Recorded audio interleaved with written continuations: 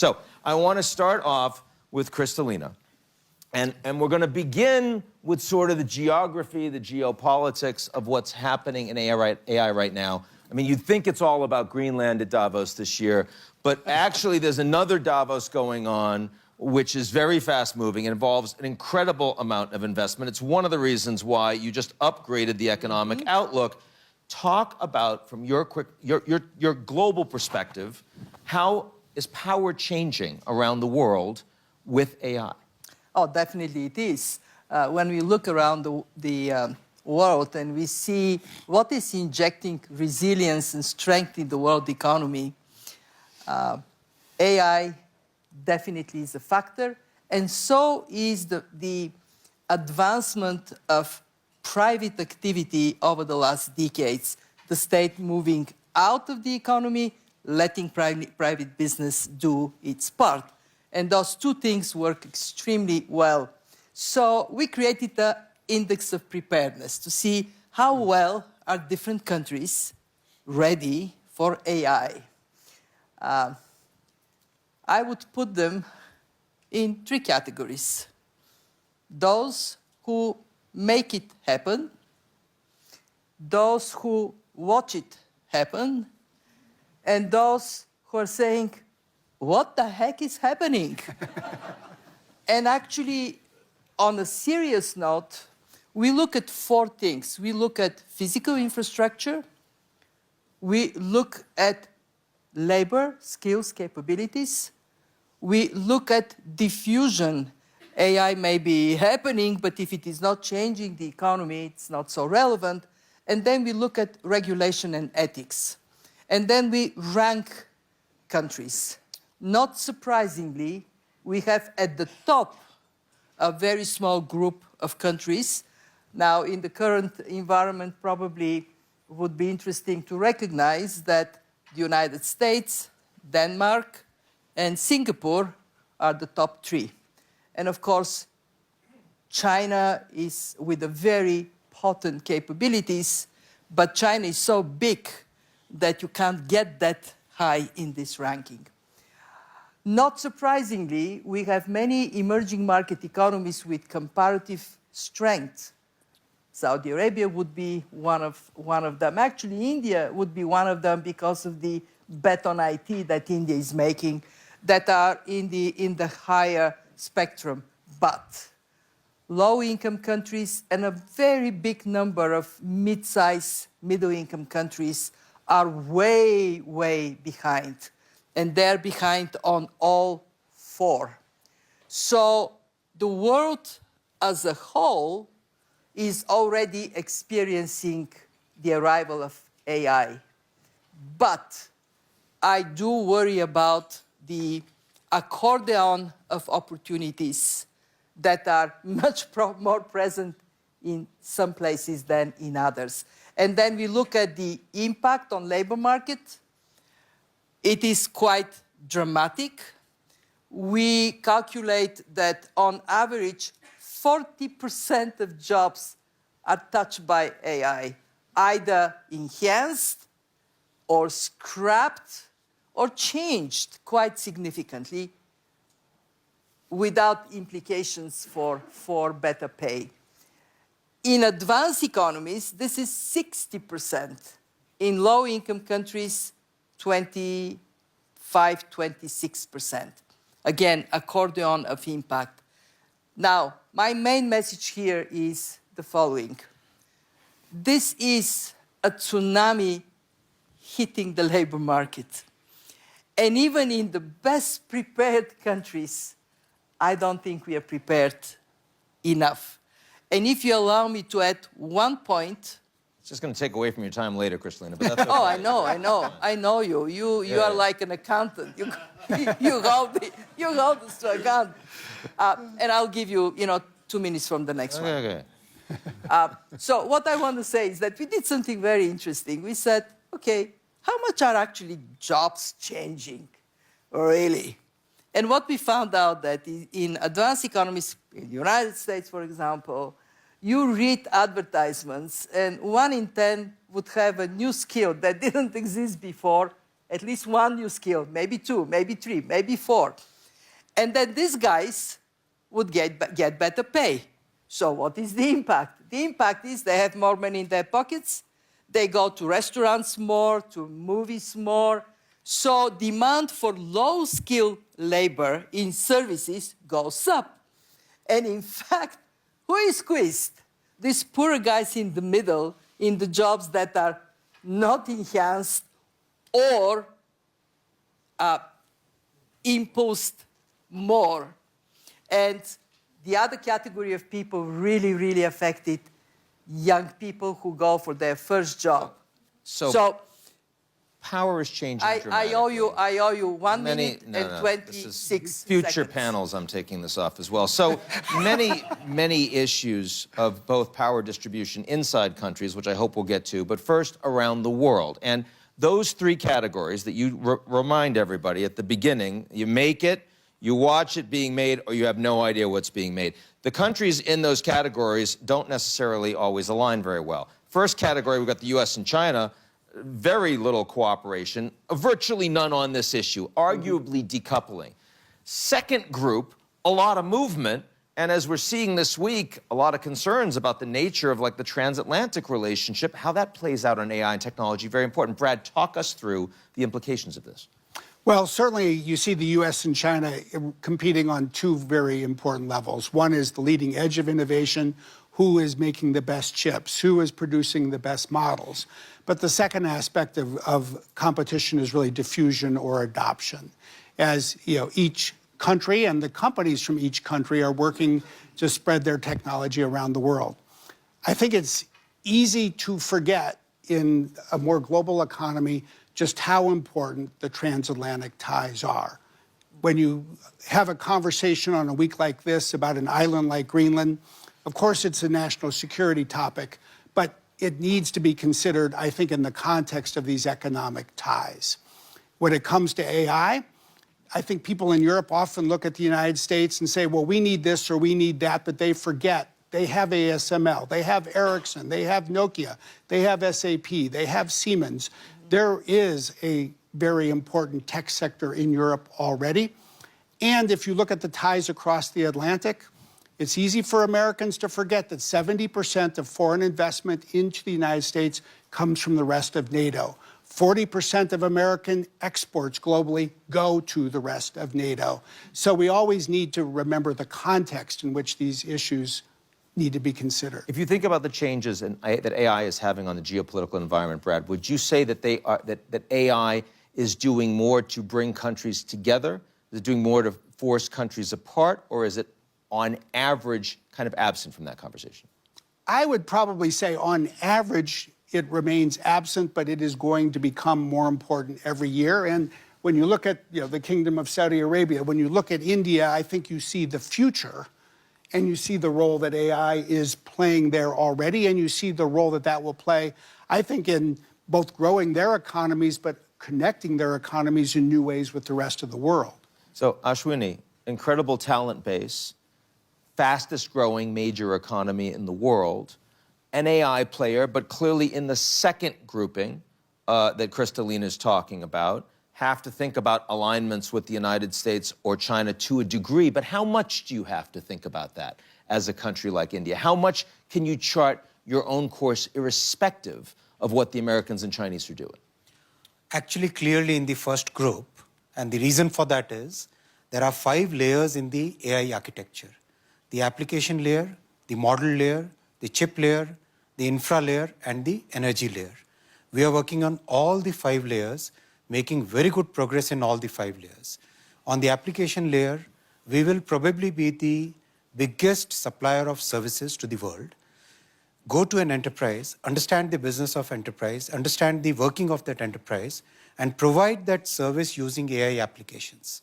That's going to be the biggest factor of success or successful deployment of AI, because that's where ROI comes from. ROI doesn't come from creating a very large model. 95% of the work can happen with models which are 20 billion or 50 billion parameters.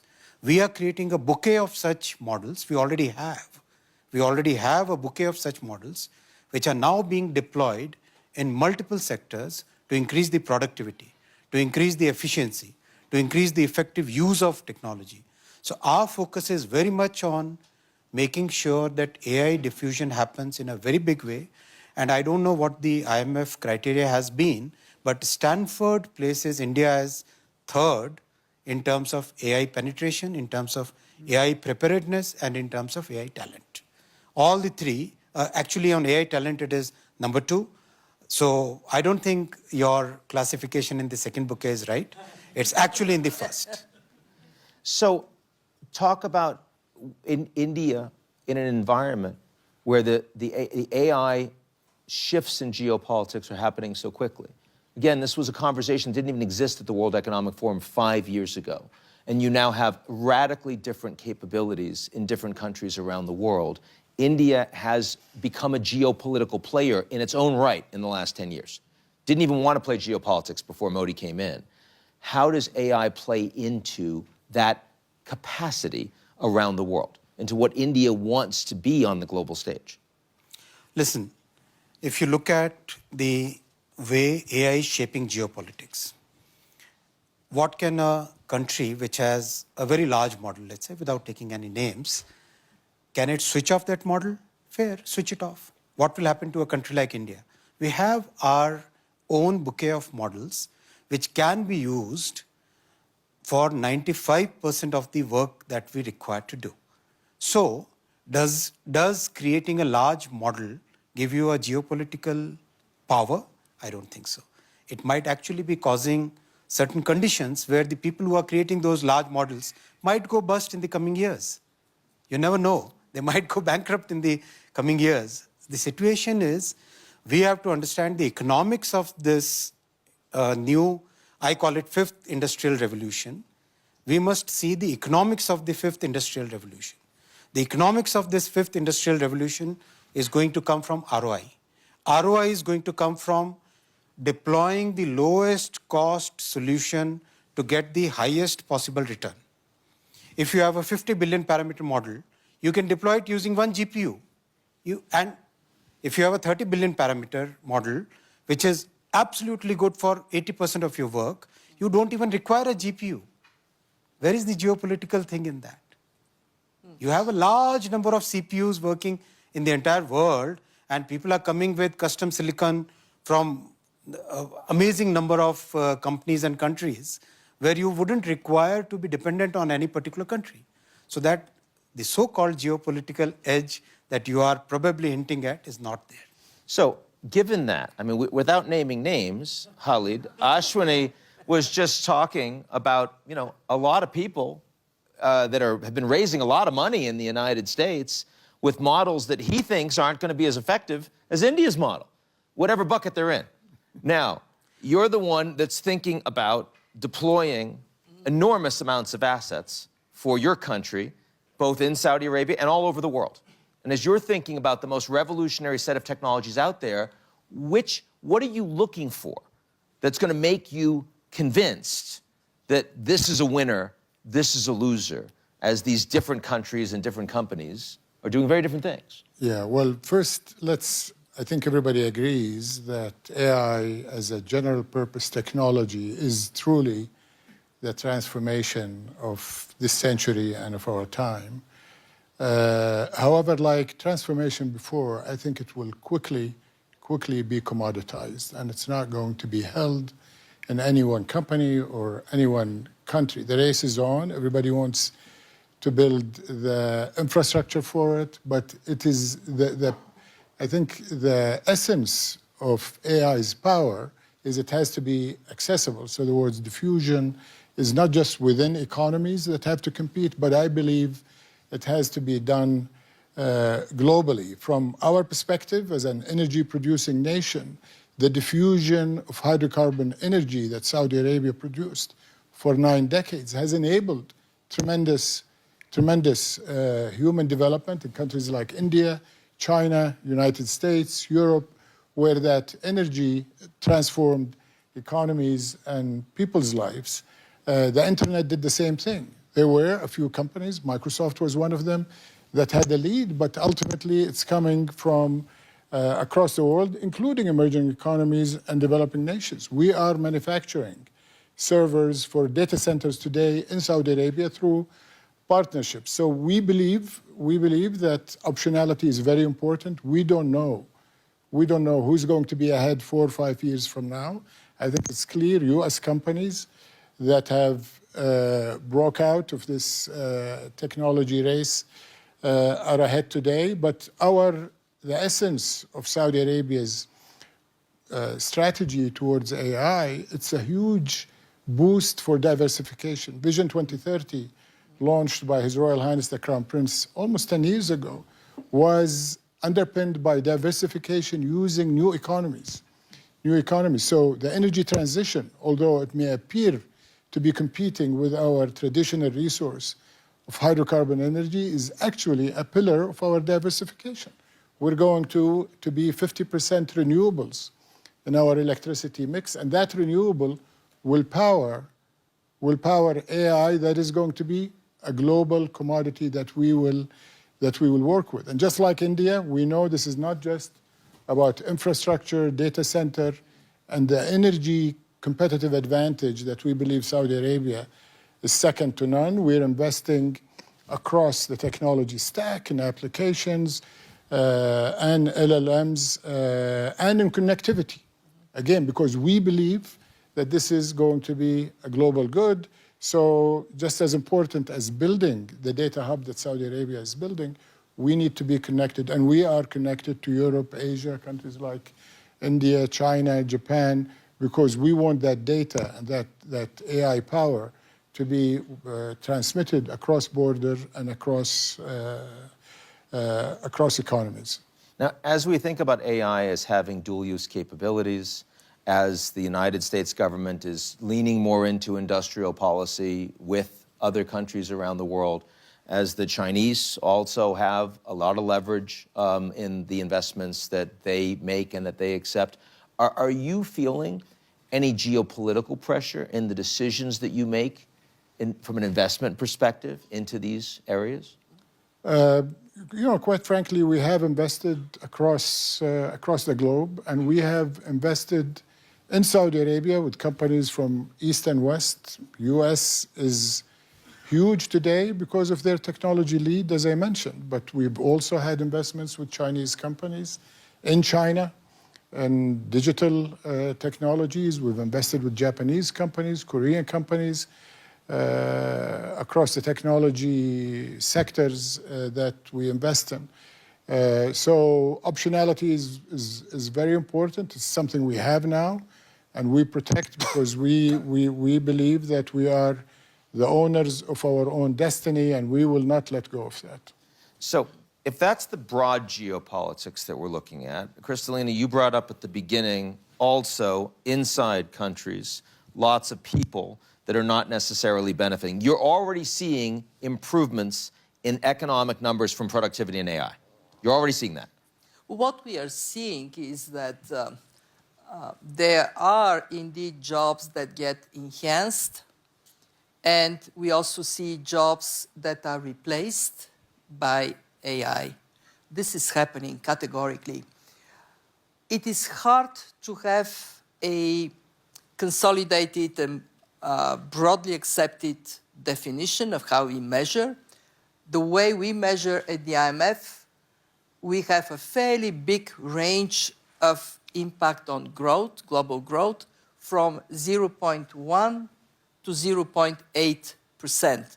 Let me just say that 0.8% is huge.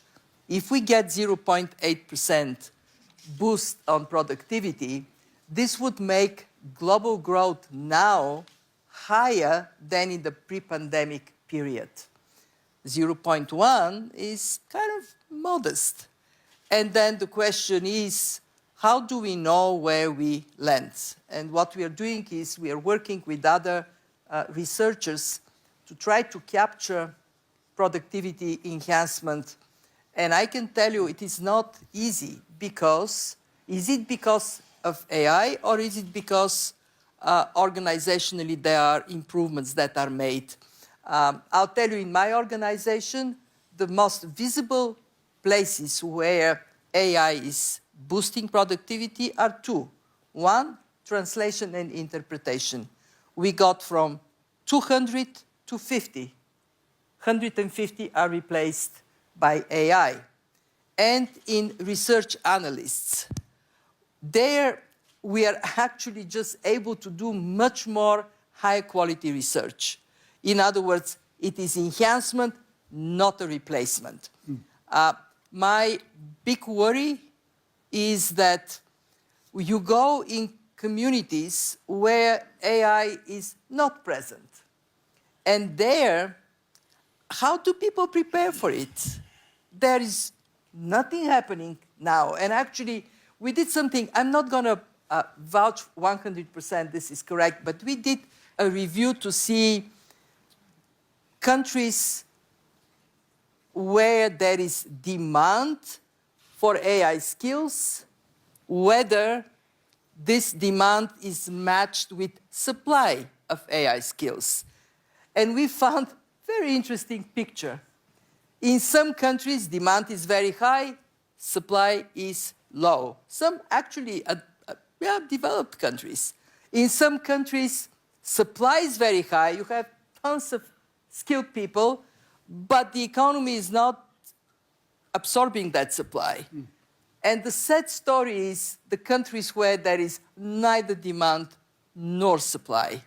And that risk of this massive divergence is at the country level then mirrors within countries. So Brad, Kristalina, with this evocative accordion analogy, which is affecting not only countries but also populations, you've been on the front lines of this in the United States.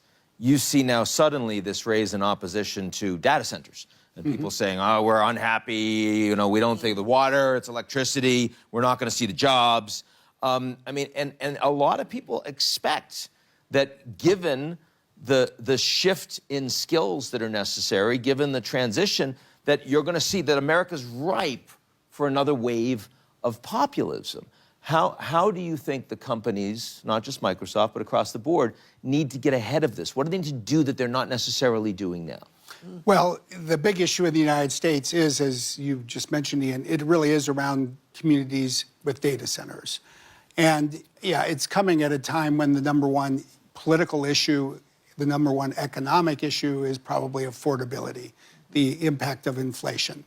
So people see these large construction projects. They know that those jobs actually are good jobs, skilled labor jobs, not just people doing construction work, but it's skilled electricians, skilled pipe fitters.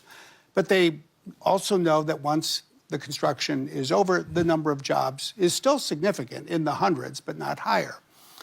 But what they're really asking is, what does this mean for me and my family?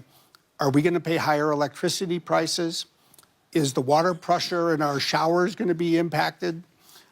Who's really going to get these jobs? Is it going to be my family and my neighbors, or is it going to be somebody who moves into town from somewhere else? Those are completely legitimate questions. And I think it's incumbent on all of us in the industry in the United States to address them head on and offer the kinds of assurances that people need, that we will invest in electricity so that people's electricity rates don't increase, that we'll replenish more water in these communities than we use, that will work with the kind of training, whether it's skilled labor or IT jobs or other ongoing jobs, so that local residents can fill them. And I think as data centers spread, inevitably, people in other parts of the world will ask the same question.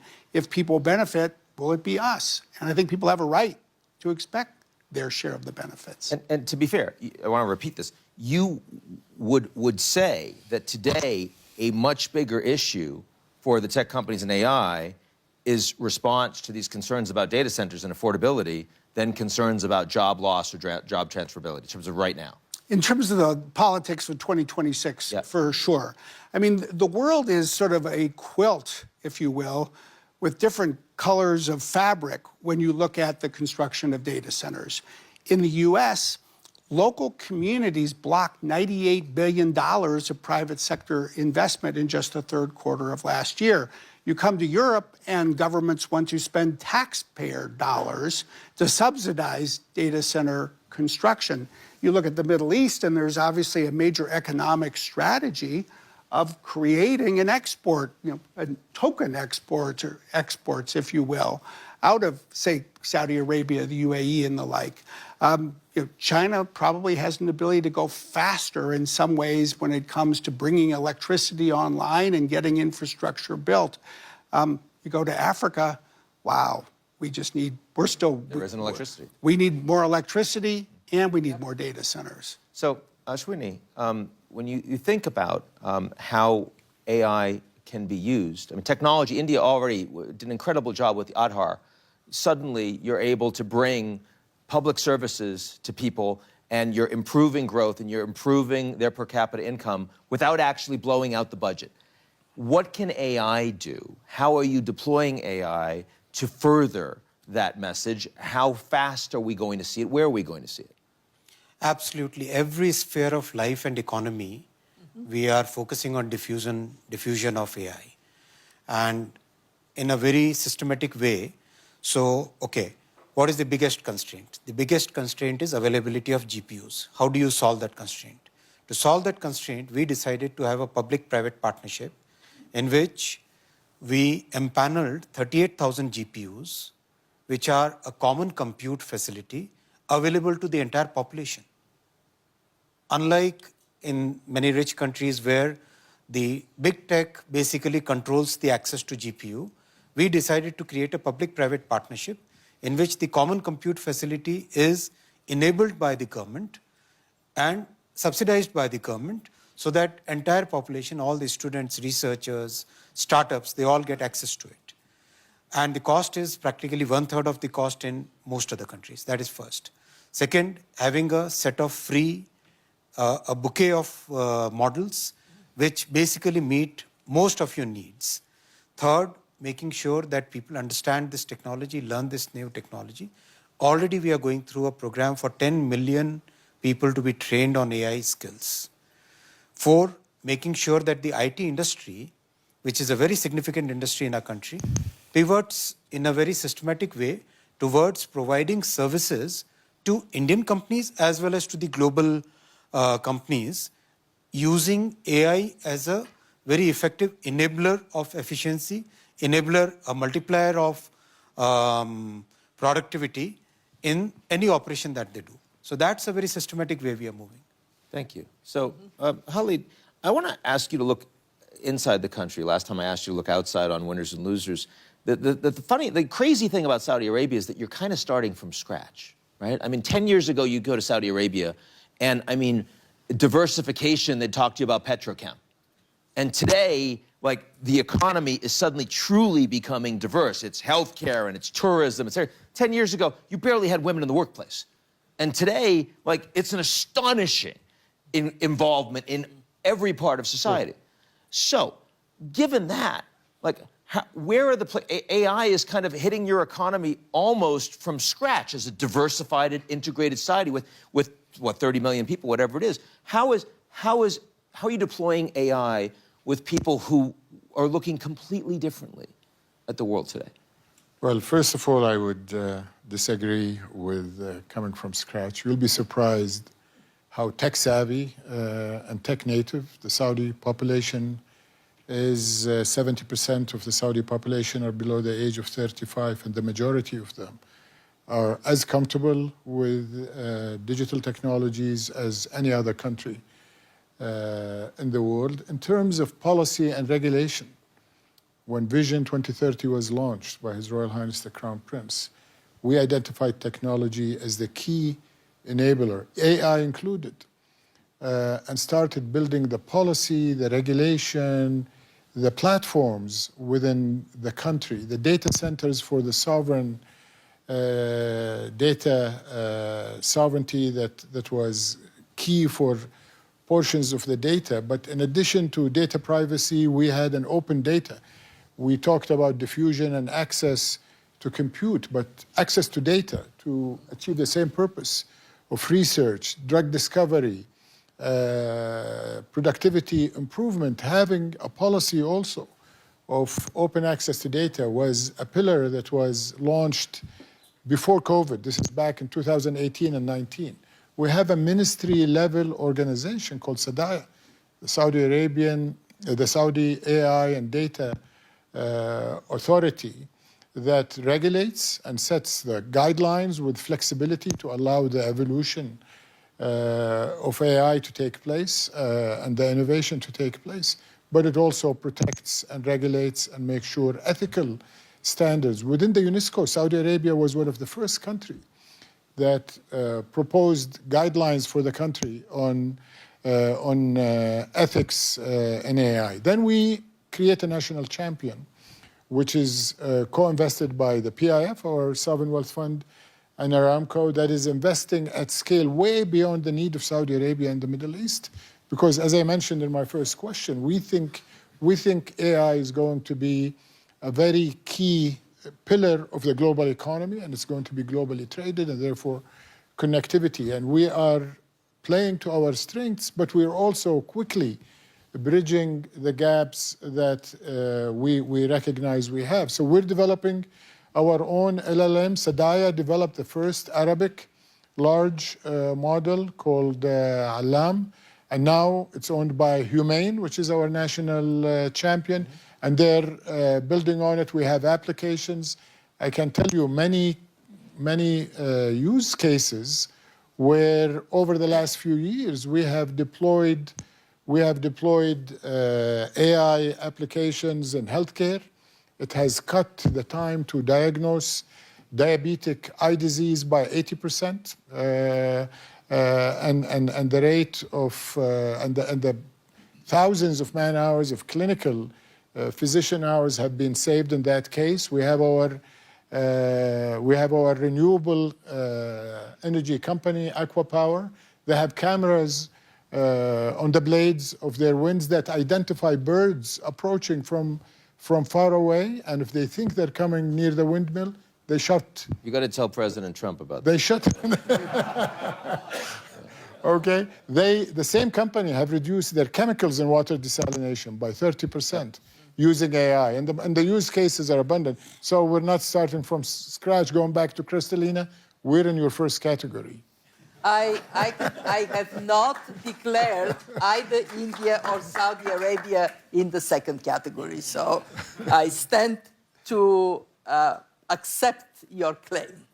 Thank you. Everyone is in the first category. Going forward, we have participation prizes. There's no I'm problem. not going to go that Brad, far. You wanted to jump in. I think we should, let's not talk about Saudi Arabia or India for a moment, but let's just talk about the global north as a whole and the global south as a whole. You know, the diffusion report that we released a couple of weeks ago estimated that today generative AI is used by 25% of the population in the global north, but only 14% in the global south, and the gap is getting wider. Yeah. So if you zoom out and you say, what does this mean for the future of the world? I put it in the context of infrastructure and the history of infrastructure. Why is the world so divided economically?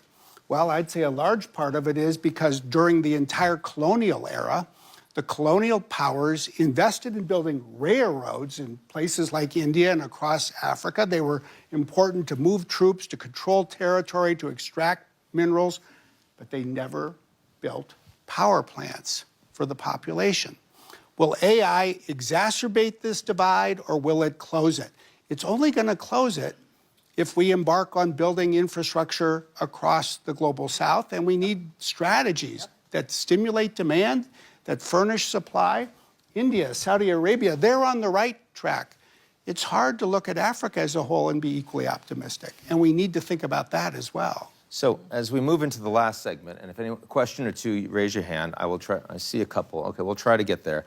I want to talk a little bit about the governance environment, and you just mentioned, a big problem, which is, absent international governance, trying to figure out how you're going to build this infrastructure. I mean, in this environment, it's hard to say that the Americans are more committed to that than they have been the last 5-10 years. China's been pretty inward-looking in many ways the last 5-10 years.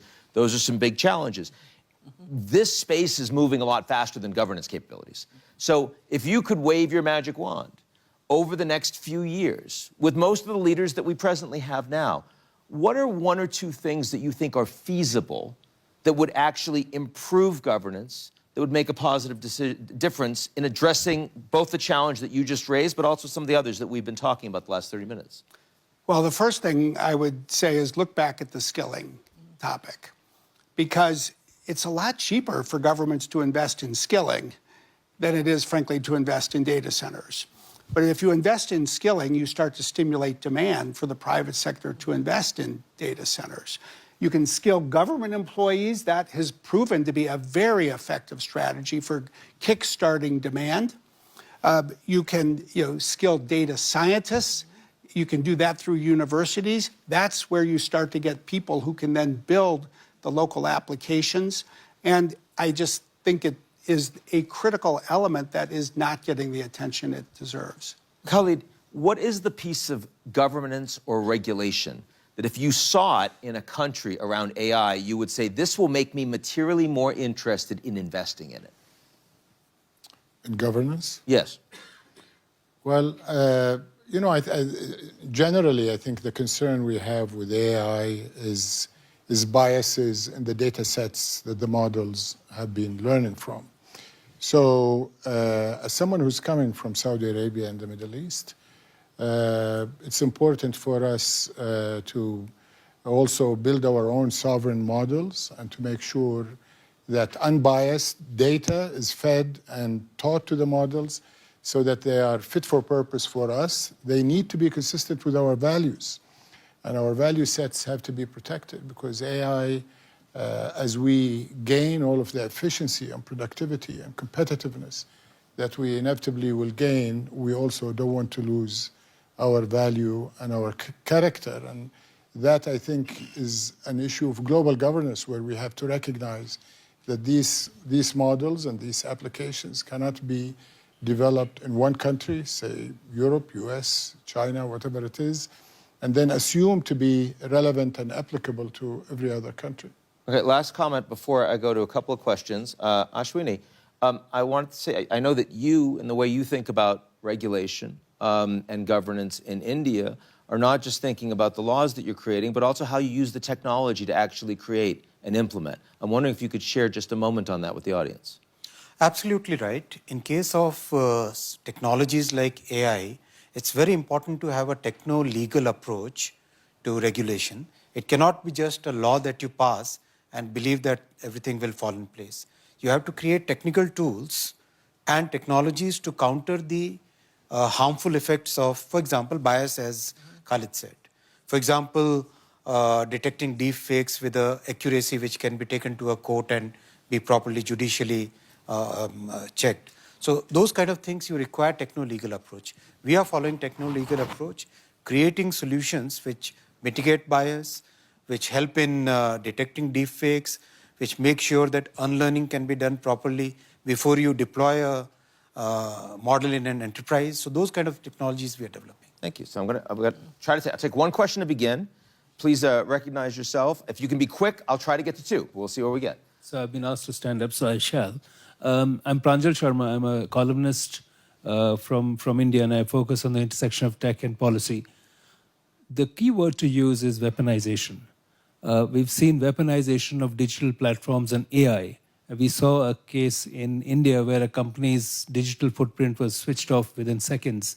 We saw two justices of the International Court of Justice face the same. So my question to all of you is, how critical is this threat of weaponization of digital platforms, including AI, and is that therefore driving this piece of tech and AI sovereignty beyond just the data sets and controlling data?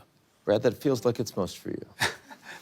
Well, every technology is both a tool and a weapon. There's a book with that title.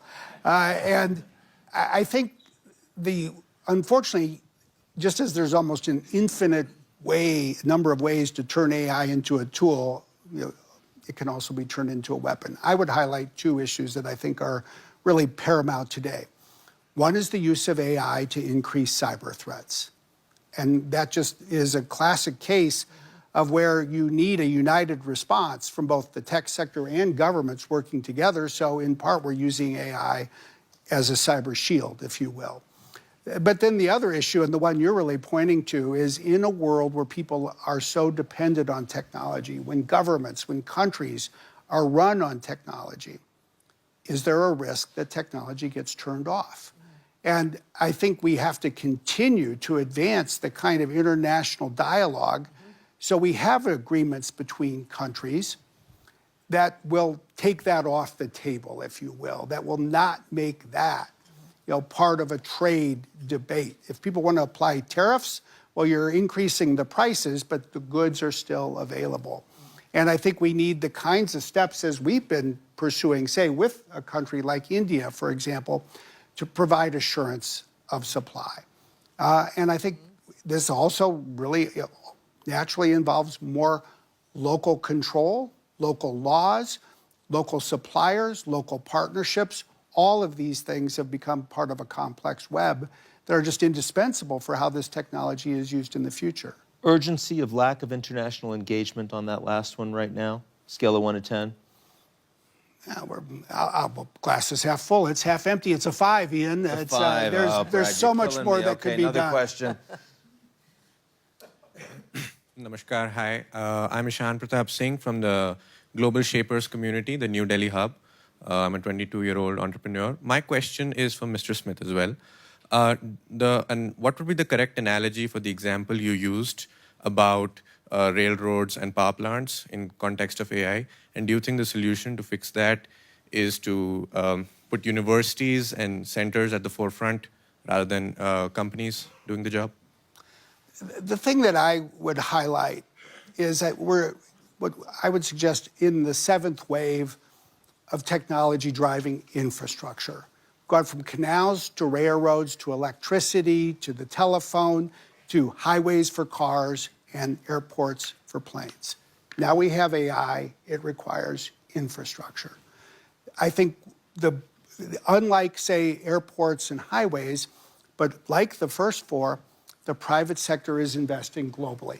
That is good news because that is helping to spread infrastructure around the world. But there are key shortages we need to address. Probably the most important in most countries is for people, what Kristalina was saying. India actually is providing much of the IQ that is creating IP for the world. But if you look at Africa, for every 1 data scientist, there's 14 data scientists in Europe. That is a shortage that governments and universities can help meet. I would also say then we need more capital to be deployed where the market is not building these data centers. Development banks, development assistance can play a role, but governments can help stimulate demand. When the public sector adopts AI, when countries consolidate demand by putting together, say, regional agreements to enable a data center to serve 6 countries and not 1, that will stimulate more investment. We need to get the investment moving, and I think governments are best served when they survey the market, look for the market failures, and fill in the gaps. Last quick question, a young woman in the front. Hello, I'm Maria from Portugal, also a global shaper. I'm an AI developer working on drug discovery. So you've mentioned the problem on entry-level jobs, but you also mentioned education. And as a follow-up question, yes, education is very important, but the people are leaving universities and they need the entry-level jobs. I don't know if any of you have some thoughts on this question of, yes, we get education, but then how can the youth actually get these entry-level jobs, and what solutions can we actually bring for this? Kristalina? But the one important thing we see is to recognize that how people are prepared has to leave space to be ready for new skills and be able to fill applications where these new skills are a requirement. In other words, learn and adapt rather than learn specific technical skills and stop there.